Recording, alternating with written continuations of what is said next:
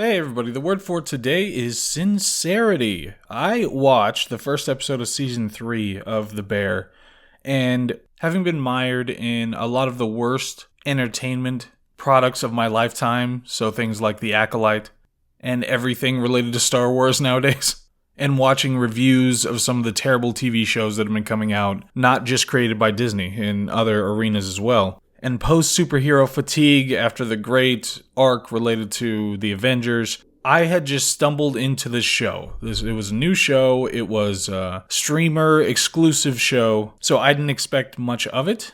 And actually, the first time I watched the first season, I didn't think all that much of it. I thought the acting and the direction were fantastic, but it wasn't something that stood out head and shoulders above all the rest of the things on offer at the time. And then I watched it again. And then again, and then again. And I started getting more of the jokes and understanding the clever ways in which the show told you about exposition, the structure of the writing, the structure of the sound design. I mean, there were so many things that were standing out now that I did not realize before. And so I finally watched season 2, having been grounded in the characters now. And season 2 had some of the best arcs that I had seen in television. And some of the most clever writing and excellent acting and interesting kinetic direction, and it really used the location in a way that was loving and interested. It really became something else. And so for anybody who hasn't seen it yet, The Bear to me is one of the best shows that I have ever seen, and is probably my personal favorite show of all time.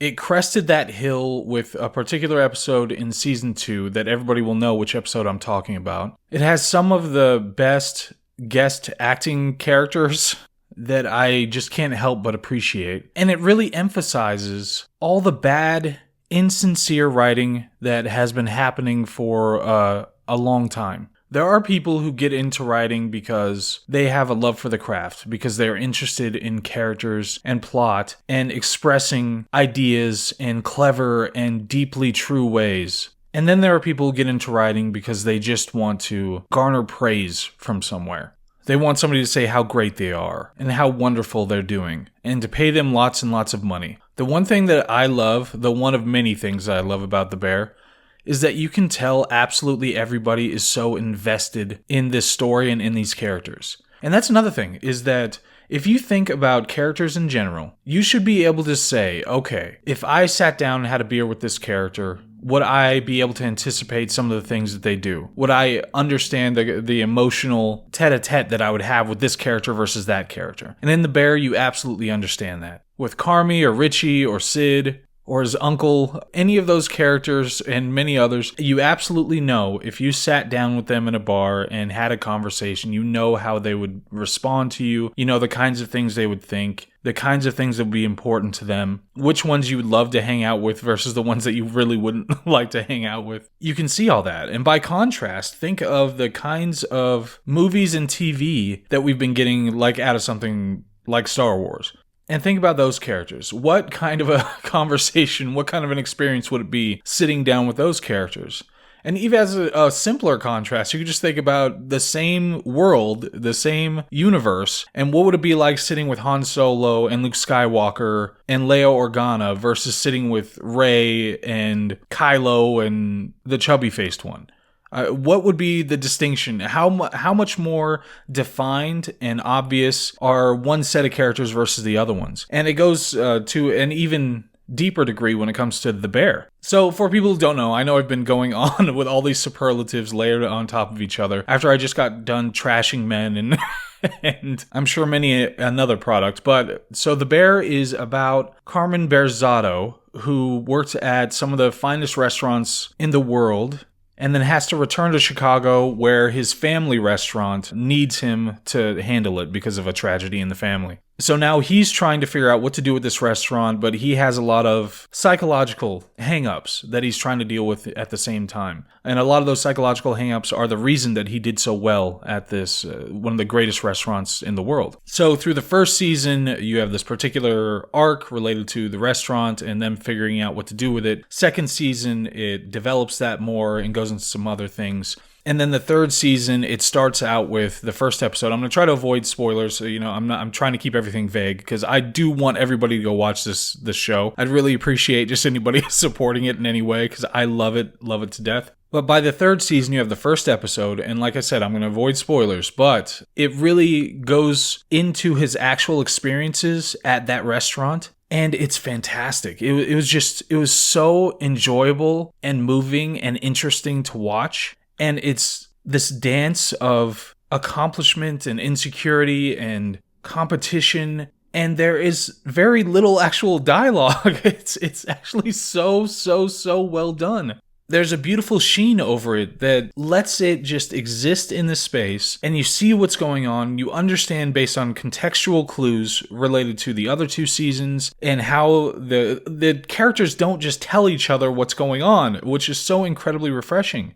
They speak in genuine terms, and they express who they are, what they're worried about, what they're trying to accomplish. They express all those things in the way that they talk, and in so doing, you get an idea of what the story is. And it's both, it has the past of what's going on, and it has the present of what's been destroyed, and the means that they're using to try to fix it. And there are so many different layers that happen all at once that it's like eating some meal that has been perfectly put together. And you get all the textures and the tastes, and somebody took so much care to make sure that it was of extremely high quality. So I wanted to talk about the first episode because it's just rare in life that you get to experience something that you absolutely love for the first time. So I wanted to get this down and talk about this right now before I move on to episode 2. And maybe if people don't mind, we could talk about it in particular and go into the plot elements and the character elements and everything like that. But I really wanted to capture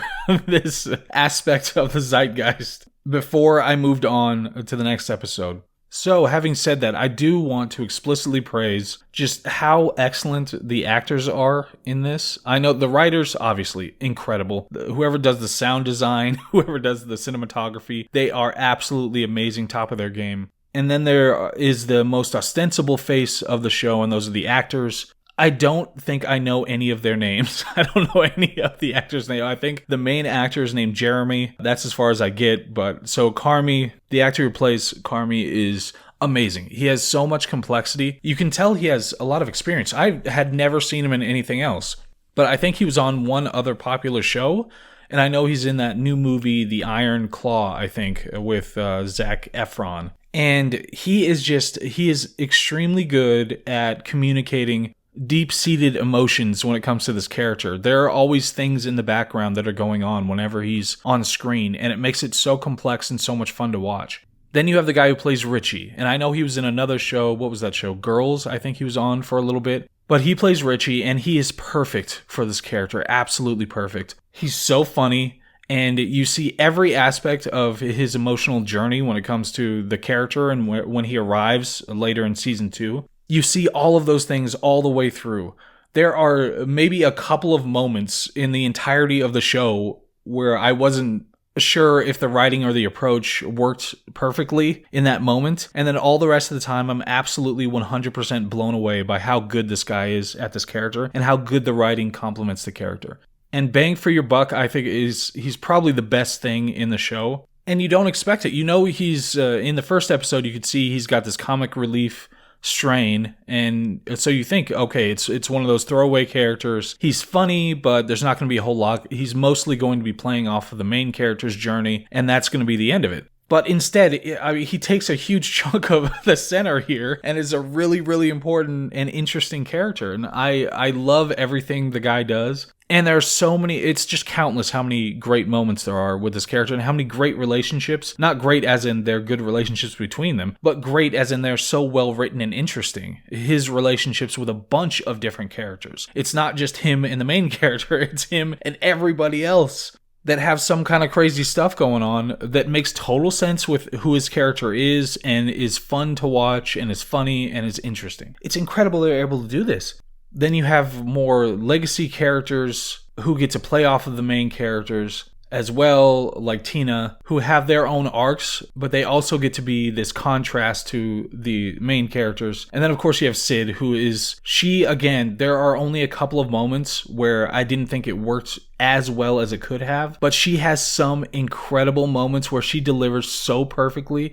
It's so on point, and she has such a grasp of the background, emotional and intellectual stuff that needs to go on with this character that it just blows me away. Like, there are some moments that I love so much, and they're just little moments. Like, there's one, again, this isn't gonna be a spoiler, but there's one that's just like I think it's like a cold open, where it's just a joke in the beginning of the episode. And her and Tina are working on this dish, and Sid is talking about all these different elements and all the things that it means, and how, you know, this thing and that, and I'm adding this thing, and et cetera, et cetera. And Tina's like, it's 1 a.m, and you have way too many things going on in this dish. And Sid gets to stop, and she's looking around at all the different things that are going into it, and you see everything in her face that she's communicating emotionally and intellectually. She's just going through everything, trying to figure out, and finally comes to the realization, yeah, this is too much. And it's just such a beautiful moment, and it's acted so well. And there are 100 moments like that where it's just a perfect delivery on behalf of this actress. And I think all of them have been nominated for whatever the TV or the streaming version of the Oscars is. I don't care about those things, but it's just so refreshing to see that. And like I said, the first word that I brought up was sincerity. And I think this is the thing that hits me the most on this, is that nobody's holding back. Everybody believes 100% in everything they're doing. And it pulls you along on the story and understanding these characters in such a way that you just don't get with hardly anything ever. And I love it so much. I hope I got that across, and I hope that people will continue to watch it. I'm so happy it got a 3rd season. There are maybe 9 episodes that are waiting for me, and if anybody wants to, or anybody is willing to talk about it, I would love to just go through it in detail, go through this show. Anyway, yeah, that's what I wanted to say about it. I hope all is well. I hope it's a good summer for everybody out there, and I will see you on the next one.